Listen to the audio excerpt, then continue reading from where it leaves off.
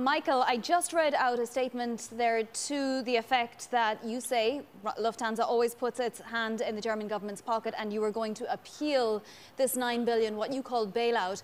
Where will you appeal it to? The European Court of Justice? Yeah, Vonnie, we have to wait until the European Commission approves the state aid payable by the German government to Lufthansa. There'll also be state aid from the Swiss government, the Austrian government and the Belgian government, all to Lufthansa Group, which is running around Europe hoovering up state aid like a drunken uncle at the end of a wedding. And we will be opposing all of these, what we consider are illegal state aid measures. I mean, we have companies like Ryanair, EasyJet, BA, we all compete with Lufthansa in the German market. Lufthansa is receiving enormous payroll support from the German government. And then on top of that, they need another 9 billion, which they can't really justify, but it allows them then, it funds them being able to sell below-cost ticket prices for the next 5 or 6 years, or to buy up even more competitors in the German market for the next 5 or 6 years with these state aid subsidies.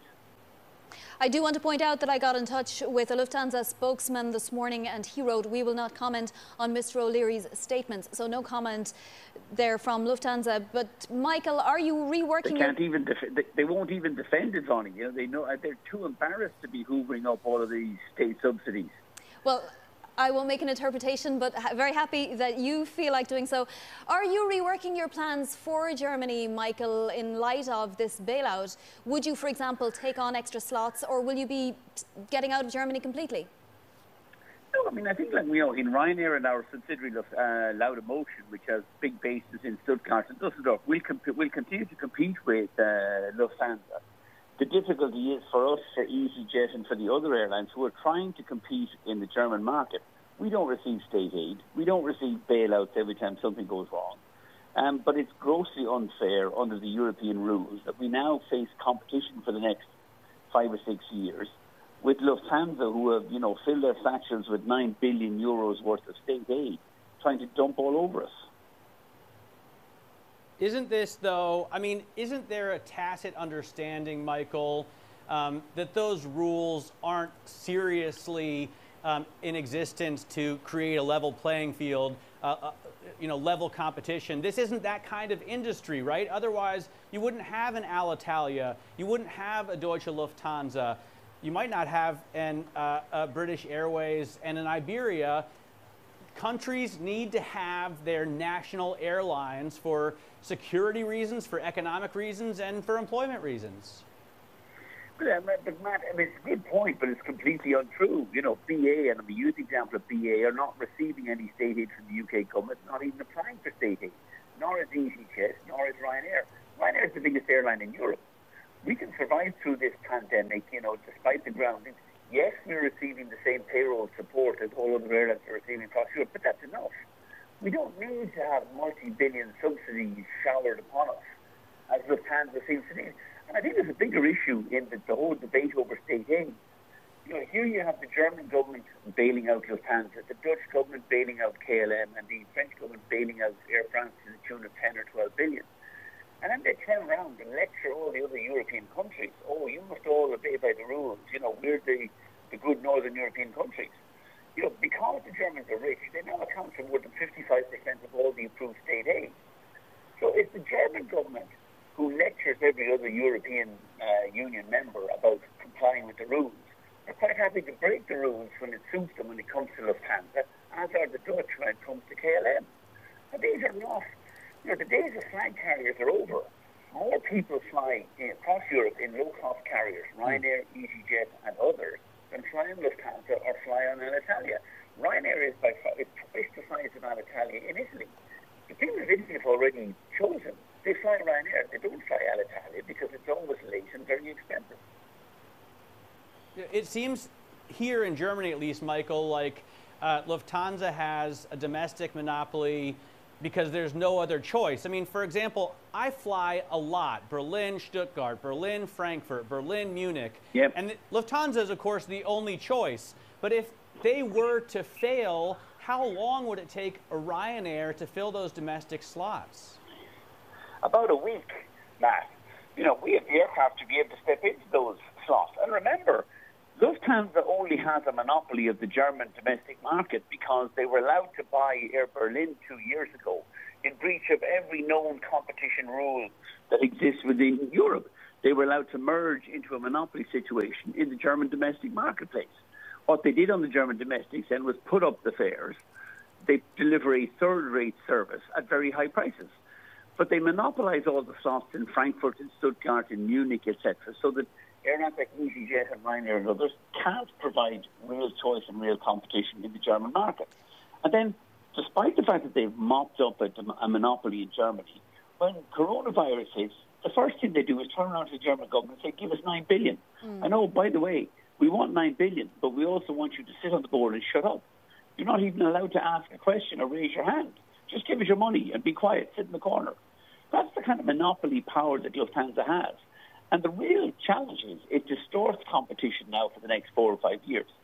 We, Ryanair, Laudamotion, Stuttgart and Dusseldorf, now have to try to compete against Lufthansa, who have 9 billion of ammunition in their satchel pockets to dump all over us or to, God forbid, buy us even more competitors in the German market. It's grossly unfair and it distorts competition. Well, the great successes of the European Union the last 20 years has been the deregulation of the flag carriers and opening this up to competition. Michael, you just said to Matt that it would take you about a week to fill some of those domestic slots in Germany. You might get the opportunity if you want to take it, because we understand the EU is going to ask Lufthansa to roll back some of its slots, and particularly Munich and Frankfurt. Will you take on those slots? But they don't, Vonnie. Like, what they actually do is they give you one slot at 5 p.m. on a Friday and a second slot at 11 o'clock on a Tuesday to arrive in, but you can only leave then at 3 o'clock on Tuesday. Like, what they do, this is a kind of a... They give you the impression that they're opening up slots, but the slots that they release won't be the morning slots so that you can base an aircraft there. They won't be the slots that will enable any other competitor to create a schedule. It's, the government dressing this up as, oh, we're being very tough. We're taking seats on the board, but we have to be silent partners. We'll release some slots, but the slots won't actually create a schedule. It's what they do. The Dutch came out last week and said that, we're giving KLM, a small Dutch airline, 2 billion in state aid, but they have to commit to really tough green kind of reforms. And then you ask, what's the green reform? Well, KLM have agreed to be carbon neutral by 2030, which is exactly the same carbon neutral commitment all the European airlines have made in the last year or two. So this is all just government PR. It's not serious, it's not credible, and the German government don't want any real opposition to Lufthansa in the German market. They just want to create and protect a Lufthansa monopoly that overcharges German consumers and visitors to Germany for the next 10 or 15 years. It's the consumer, the European consumer, who suffers in all this, not Lufthansa. Right, and we're just now seeing, in fact, a red headline saying that France is pledging just over 8 billion euros to support the auto sector. So this is going to be, industry-wide and through a variety of industries, these problems. But Michael, let me ask you something a little closer to home. So apparently Ryanair owes about €1 billion to customers that have not been able to travel for the next 3 months, so April, May and June. You have said you'll try and fly from July. Are you going to be able to give those customers refunds? Sure. We're already a quarter of the way through it. We've a total refund obligation for the government to cancel flights through April, May and June of about 1.2 billion. As of our results 2 weeks ago, we've already refunded just over 300 million. We'll be up to 400 million by the end of May. So we're working our way through what is an unprecedented backlog of refunds. The good news, though, is Ryanair's back flying across every market from the 1st of July. We're running 1,000 flights a day. European governments are lifting all the travel restrictions. And so we think actually what a lot of customers will do is simply they'll take free moves. They'll move their bookings into July, August and September, and that will help us to eliminate the backlog and provide cash refunds to those few remaining customers who want cash refunds. But, all airlines in Europe are dealing with a historic backlog of refunds because of these government-imposed flight groundings. Michael, I got to say, my wife just flew from Spain to Berlin after being stuck there for a couple of months. She flew on Lufthansa because she couldn't get a Ryanair flight. It was shoulder to shoulder. The plane was completely sold out, and people, of course, are sneezing and coughing the entire time. Security in Frankfurt apparently very touchy-feely, not wearing masks, which I found shocking. Aren't you concerned that if we get another wave of this coronavirus, it's going to absolutely destroy the industry, bring it to a standstill right after you start up again? And I'm sure, Max, you also paid a ludicrously high airfare for the privilege of being, flying on another delayed Lufthansa flight. No, I mean, in Ryanair, what we've said, we're going back flying on the 1st of July, 1,000 flights a day. But every passenger on board is required to wear a mask. All our crews, cabin crew will wear masks. And we expect our airports to require all passengers. The airlines in Asia have demonstrated over the last 2 or 3 months that as long as you make mask wearing mandatory in airports, in train stations and on aircraft, actually you effectively eliminate the spread of COVID-19. And I think, the Lufthansa flights and certainly airport security in Frankfurt should be wearing masks. It is the way to allow air travel to return while minimizing the risk of spread of COVID-19. But all of the evidence in Asia, Matt, suggests that there isn't a second wave coming as long as we all make masks mandatory.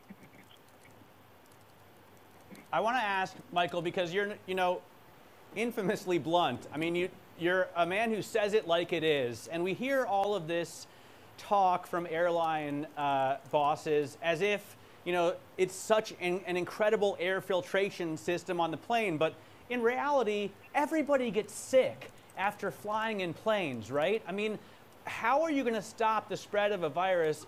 Nobody gets a cold when you go to the supermarket or when you go to the office. It happens when you travel. How do you stop the spread of a virus in that kind of environment? Well, firstly, Matt, I think you've got to travel more on Ryanair. You're clearly referring to your past flight experience with Lufthansa. Nobody gets sick traveling on Ryanair flights. They're so delighted with the low fares and the on-time services. I think the way we eliminate the risk of, viral infections on planes is everybody wears masks. The mask, if everybody's wearing masks, you reduce the risk of the spread of COVID and any other droplets by about 90%. It is the way forward. Yes, we'll use hand sanitizers. Yes, everybody will be observing some social distancing. But social distancing is impossible in airports, in train stations, and on board aircraft. And that's why we are going back flying in Ryanair on the 1st of July, 1,000 or 2,000 routes across Europe. But everybody, our cabin crew and our passengers will all be wearing masks or you won't be allowed on board. The European Transport Commissioner told us last week that most of these airlines have, quote, military-grade air conditioning systems, Michael. So I presume that's the case with you too. Talk to us about the return to air of the MAX, the Boeing MAX. When do you anticipate it now? Well, I mean, we're much more optimistic, Vonnie. I think Boeing have been keeping us fully updated. We're in active dialogue with EASA, the European Air Safety Agency. We think that the test flights will take place in America sometime in July. And I think we're reasonably confident now that the aircraft will return to service, probably in North America in September, late September, early October.